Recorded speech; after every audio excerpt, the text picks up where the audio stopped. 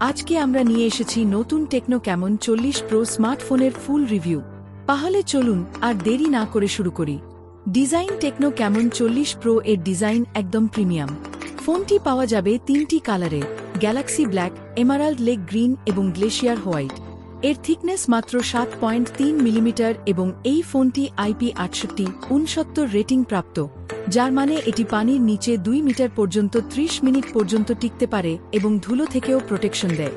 Display এই ফোনে ব্যবহার করা হয়েছে 6.48 ইঞ্চির এমুলেড ডিসপ্লে, যার resolution 10800x2436 pixel. Screen refresh rate 120 hertz এবং স্ক্রিন টু ডি রেশিও 90%। ডিসপ্লেটি গরিলা গ্লাস দ্বারা প্রোটেক্টেড এবং এতে রয়েছে পাঞ্চ হোল ডিজাইন।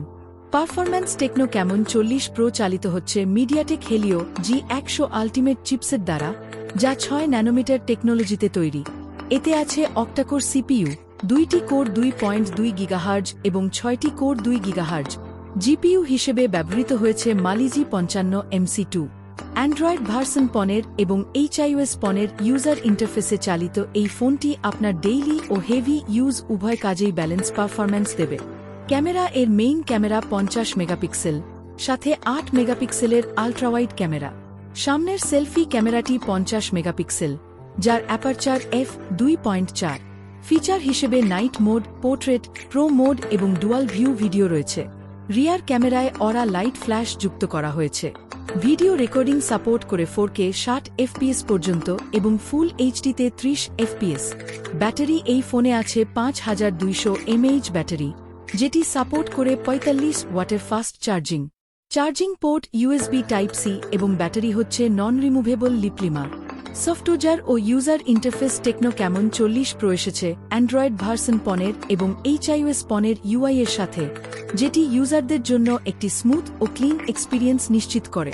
স্টোরেজ ও কানেক্টিভিটি এই ফোনে রয়েছে 8 জিবি RAM এবং 256 GB ROM। USB OTG support এবং NFC, dual SIM, VoLTE, Wi-Fi 5, Bluetooth version 5, GPS, hotspot সবই ভিতরে আছে।